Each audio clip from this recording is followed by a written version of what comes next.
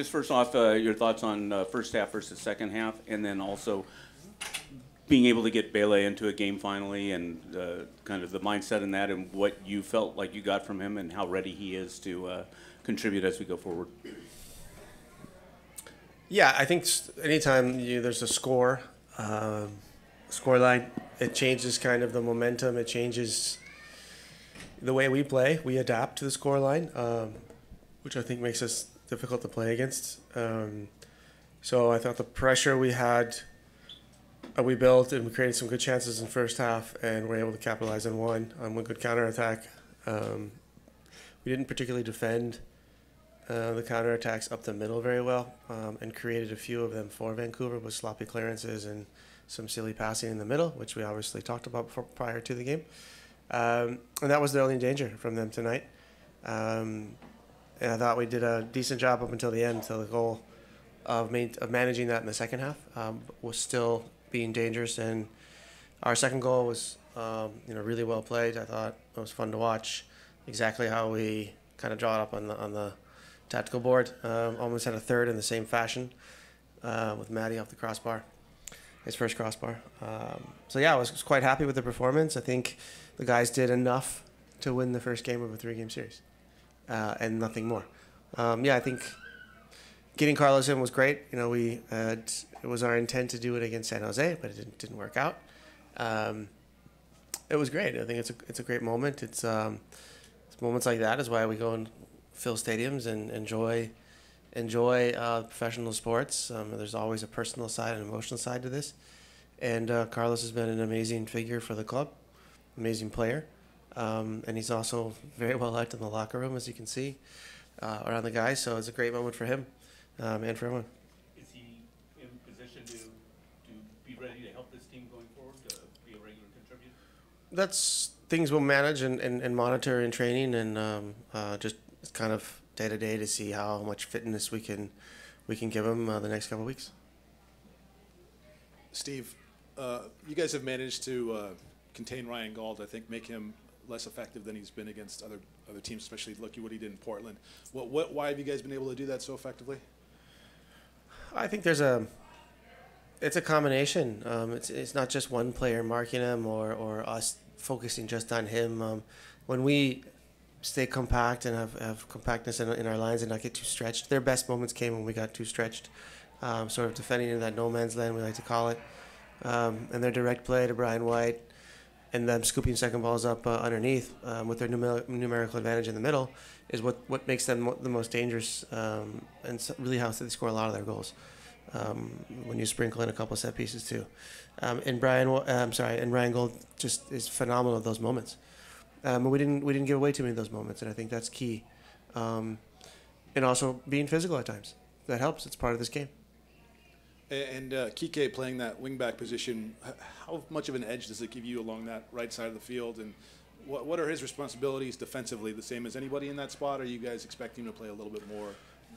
No. Yes, we expect him to play more offensively, and he has the same responsibilities defensively. And he's an incredible athlete, great mentality, and a hard worker too, but also dangerous going forward. So the idea is the more you can attack on that side of the field, the less you have to defend. Congratulations on the win, Steve. You've been extremely successful in the playoffs, as you know. And I know what you feel about this format. You don't want to talk about that. But I'm just curious, going into the second game, it starts 0-0. It's not 2-1. Do you actually approach that differently? You were speaking about momentum. Do you approach it differently? Do you really start over again, or do you carry something through from this game? Thanks. Well, a couple ways you can look at it. I think it can be 1-0 in some way. But if you lose in penalties, if the game ends 0-0, then that's the same thing. So you can say it's 1-0, Vancouver has to come a little bit, and you can try to catch them on the counter, and then it's 2-0. Then it becomes very difficult for them. But, unfortunately, after ties, it goes straight to penalties, and that's the same thing as a 5-0 win. So we'll just have to wait and see. But I think for us, the best approach is always to try to win each game, and we always approach it from half to half. So we'll set up a plan for the first half in Vancouver to try to be dangerous, to try to get on the scoreboard. We'll do Andy and then Philly, and then we'll go with Steve, to that point, obviously the aggregate scores don't matter, but the way the game ends, you guys concede a goal. Do you take anything away from that? Is there, I don't know, maybe something you feel like you didn't like in those moments, or you kind of just throw it away with the result? Yeah, there's two moments we talked about at halftime. Losing the ball in the middle of the park, trying to progress the ball up the middle and more vertical as opposed to lateral, makes them very dangerous, and they kind of feed off of those moments. And that's what kind of started that little rolling counterattack, as I'll call it. And then across and overload in the box, and kind of third runs as well in the box. That is what they're really good at, in finishing those plays. So, yeah, we will absolutely use that clip for the next game. Coach, after the match, very subdued out on the pitch. Obviously, nothing like last week, but even after a win, it just seemed like it was more of a business trip than maybe a victory out there. I'm wondering if that was the plan all along. Like, okay, we know this is just one of what might be a 3-match series. What was the emotion like right after the win there? It seemed a little more subdued than normal.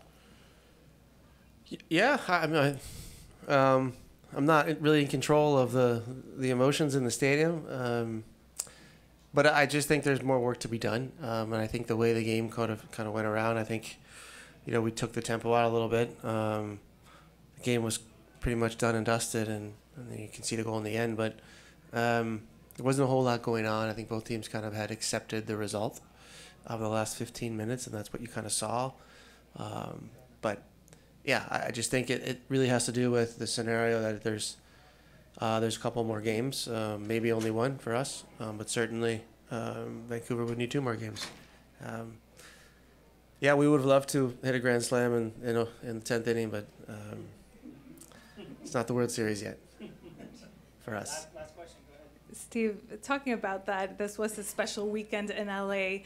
What is it like for the sports fan? All the teams won as well here in LA, just being part of this sports winning culture in the city. Yeah, awesome for the fans. Not good for those who work in sports because I can't go to the games. But yeah, it's an incredible weekend. Everything is going on.